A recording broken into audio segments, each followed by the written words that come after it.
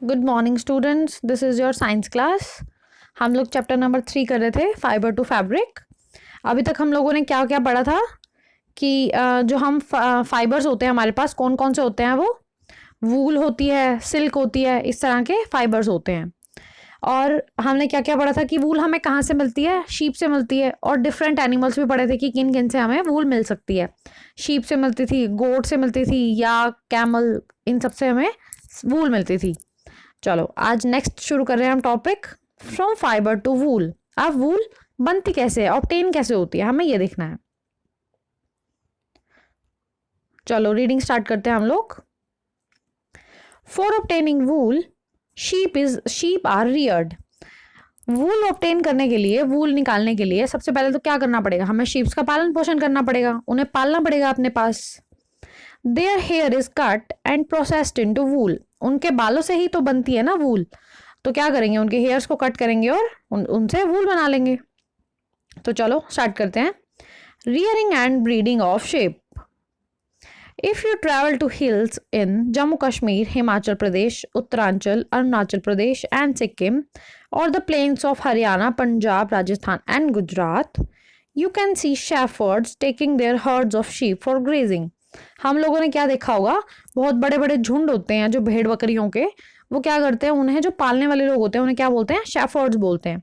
तो शेफर्ड्स हमने कई बार गलियों में भी देखा होगा, रोड पे वगैरह पे, कि जो इतना बड़ा सा झुंड होता है, लोग उन्हें ले लेके जा रहे होते हैं। तो वो क्या करते हैं, उनके पास वो पाल ही तो रहे हैं ना इसे। ऐसा तो नहीं है कि किसी और के उठा के ले आए, घुमा के और उन्हें वापस दे दी। अब वो उन्हें घुमा रहे हैं, उन्हें ले जा रहे हैं, तो उन्हें पाल भी तो रहे हैं ना। Sheep are herbivores, prefer grass and leaves. अब हर्बीवोर्स हमें पता है क्या होती हैं, हर्बीवोर्स एनिमल्स वो होते हैं जो सिर्फ प्लांट एंड प्लांट प्रोडक्ट्स खाते हैं। तो शीप्स क्या खाती है, ग्रास और लीव्स ही प्रेफर करती हैं ज़्यादातर खाना, वो यही खाना पसंद करती हैं। Apart from grazing sheep, rearers also feed them on a mixture of pulses, corn, jowar, oil cakes, material left after taking out of oil from seeds and minerals.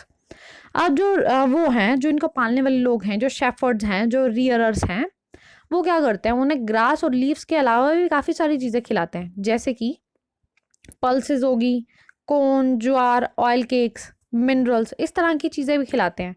Oil cakes क्या होते हैं, जैसे मान लो कोई भी हमने सीड्स है हमारे पास, कोई भी बीज हैं, उनसे जब ऑयल निकल जाता है तो जो बची हुई चीज़ होती है ना, उन्हें क्या बोल देते हैं, ऑयल केक्स होते हैं। तो वो क्या है, वो भी शीप्स को खिलाई जाती हैं। In winter sheep are kept indoor and feed on leaves, grains and dry fodders. जो सर्दियों में है वो क्या है, शीप्स को अंदर रखा जाता है, घरों के अंदर, मतलब बाहर गलियों में नहीं घुमाया जाता। और उन्हें क्या क्या खिलाया जाता है, leaves, grains and dry fodders, मतलब चारा खिलाया जाता है। तो ये सब तो क्या हो गया। अब हम शीप्स की बात कर रहे हैं, क्योंकि हम उन्हें, अगर हमें उनसे वूल चाहिए तो हमें उन्हें पालना पोसना पड़ेगा, अच्छा खाना खिलाना पड़ेगा, तभी तो उन्हें वूल मिल पाएगी, उनसे वूल मिलेगी हमें। Sheep are reared in many parts of our country for wool. Sheeps को बहुत सारे कंट्री के बहुत सारे पार्ट्स में क्या होता है, पाला जाता है, ताकि हमें उनसे वूल मिल पाए। Table 3.1 gives the name of some breed of sheep reared in our country for producing wool. ये हमें टेबल 3.1 दी हुई है, आप इसे एक बार रीड कर लेना। The quality and texture of fibers obtained from them is also indicated in table. ये टेबल के बारे में बता रहे हैं, एक बार आप इसे रीड आउट कर लेना, देख लेना इसमें क्या क्या है। Certain breeds of sheep have thick coat of hair on their body, which yields good quality wool in large quantities. कुछ शीप्स की ब्रीड ऐसी होती है, मतलब कुछ नस्लें ऐसी होती हैं जिनकी बॉडी पे अच्छी खासी क्वालिटी की वूल मिलती है। उनके जो हेयर होते हैं उनकी क्वालिटी अलग अलग होती है। जैसे हम लोग भी हैं, मान लो हमारे जो हेयर हैं, तो हमारे बॉडी में जो हेयर होते हैं, जैसे हमारे सिर के बाल मान लो, तो सबके डिफरेंट डिफरेंट होते हैं। अगर आप मान लो अपने ब्रदर्स और सिस्टर्स के, अपने पेरेंट्स के हेयर्स को टच करके देखोगे तो आपको फ़र्क लगेगा सब में। कुछ के हेयर्स बड़े सॉफ्ट होंगे, कुछ के हार्ड होंगे, कुछ के बड़े थिन होंगे, कुछ के थिक होंगे। तो क्या होता है, ये अलग अलग ये होता है, डिफरेंस होता है सबके हेयर्स में। तो क्या होता है, जो कुछ नस्लें हैं शीप्स की, उनकी बॉडी पे थिक कोट ऑफ हेयर होता है, मतलब काफ़ी मोटे अच्छे खासे हेयर होते हैं, जिनकी क्वालिटी भी बहुत अच्छी होती है। अब हेयर की क्वालिटी अच्छी है तो वूल की क्वालिटी भी अच्छी होगी, क्योंकि हमें पता है शीप के हेयर से ही तो वूल बन रही है। अब वूल अच्छी बनानी है तो उनके हेयर भी अच्छे होने चाहिए, ऑब्वियस बात है ये तो। As mentioned earlier, these sheep are selectively breed, with one parent being a sheep of good breed.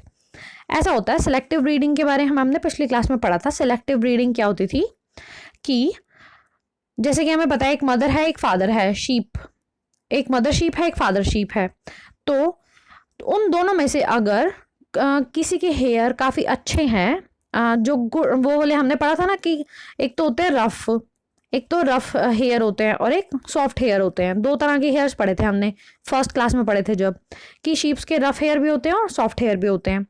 तो हम लोग क्या करते हैं सिलेक्टिव ब्रीडिंग करते हैं कि एक पेरेंट के अगर पेरेंट्स ऐसे चूज किए जाते हैं कि जिनके सॉफ्ट हेयर हैं, और तो जो उनसे चाइल्ड प्रोड्यूस होंगे, जो उनसे शीप प्रोड्यूस होंगी वो क्या होंगी, उनके भी हेयर सॉफ्ट होंगे। तो इसको क्या बोलते थे हम, सिलेक्टिव ब्रीडिंग बोलते थे कि जो नस्ल पैदा होगी उनसे उसको हमने सेलेक्ट करवाया है, हमने देखा है कि उसके पेरेंट्स कौन से हैं, फिर उनसे जो शीप उनके जो ऑफ स्प्रिंग्स होंगे, उनके जो चिल्ड्रन होंगे उनकी भी अच्छे हेयर्स होंगे। तो ये सेलेक्टिवली मतलब खुद सेलेक्ट करके किया जाता है ये काम, तो इससे हम क्या बोलते थे, सिलेक्टिव ब्रीडिंग बोलते थे। Once the sheep reared have developed a thick growth of hair, hair is shaved off for getting wool. जब अच्छे खासे थिक ग्रोथ हो जाती है उनके बॉडी पे, बड़े बड़े हेयर्स उग जाते हैं, तो उन्हें क्या किया जाता है, उन्हें काट लिया जाता है। किस लिए, वूल बनाने के लिए। नेक्स्ट है प्रोसेसिंग फाइबर्स इनटू वूल। अब वूल बनती कैसे है ये देखा जाएगा, प्रोसेस बनेगी कैसे फाइबर से। The wool which is used for knitting sweaters and for weaving shawls is finished product of a long process which involve the following steps. अब जो हम लोग स्वेटर्स पहनते हैं या शॉल्स वगैरह ओढ़ते हैं, तो वो जो वूल है जो हम स्वेटर्स वगैरह में यूज़ कर रहे हैं वो कैसे बनती है, वो एक काफ़ी लंबी प्रोसेस होती है। उसके बाद जो प्रोडक्ट बनता है ना, काफ़ी लंबी मतलब बहुत सारे स्टेप्स, पहले एक काम करेंगे फिर दूसरा फिर तीसरा, ऐसे जो बहुत सारे स्टेप्स में हम लोग काम करेंगे, उसके बाद जो एंड प्रोडक्ट निकलेगा उसकी होती हैं वो स्वेटर्स शॉल्स वगैरह। मतलब ऐसा नहीं है कि हमने शीप में से हेयर उतारे उसी की वूल बना दी और पहन लो, ऐसा नहीं होता। उसको हम क्या करना होता है, हमें प्रोसेस करना होता है, बहुत सारे स्टेप्स में उसे सही करना होता है। तो ये फॉलोइंग स्टेप्स जो हैं ये हम नेक्स्ट क्लास में पढ़ेंगे, आज इतना ही पढ़ते हैं। चलो होमवर्क ले लो आज अपना। वर्ड ट्रांसलेशन वैसे एक बार आप लोगों देख लेना, इसे 1 to 24 आप वर्ड ट्रांसलेशन देख लेना, आपको सारे वर्ड समझ में आ जाएंगे होपफुली, वरना आपको 15 तक तो अच्छे समझ आ ही जाएंगे, ठीक है। फिर भी आप एक बार 1 to 24 रीड आउट कर लेना। चलो एक इम्पॉर्टेंट फैक्ट अभी तक एक ही हुआ आपका, जितना हमने चैप्टर रीड किया उसमें से थर्ड वाला है ये सिलेक्टिव ब्रीडिंग। अभी मैंने आपको अच्छे से समझाया इसके बारे में, फिर भी देख लो एक बार। The process of selecting parents for obtaining special characters in their offspring is called selective breeding. Parents को सेलेक्ट किया जाता है ताकि जो उनके ऑफस्प्रिंग्स हैं, जो उनके चिल्ड्रन पैदा होंगे, उनके अंदर स्पेशल कैरेक्टरिस्टिक्स हो। स्पेशल कैरेक्टर्स मतलब हमें तो शीप से उनके हेयर ही चाहिए, उनके वूल बनाने के लिए हेयर्स ही चाहिए। तो ऐसे पेरेंट्स को चूज किया जाता है, ऐसे पेरेंट्स सेलेक्ट किए जाते हैं जिनके सॉफ्ट हेयर हो, जिनकी हेयर क्वालिटी काफ़ी अच्छी हो। तो ऐसे पेरेंट्स को सेलेक्ट करना, इसे हम क्या बोलते हैं, सेलेक्टिव ब्रीडिंग बोलते हैं, नस्ल को सेलेक्ट करना बोलते हैं, ठीक है।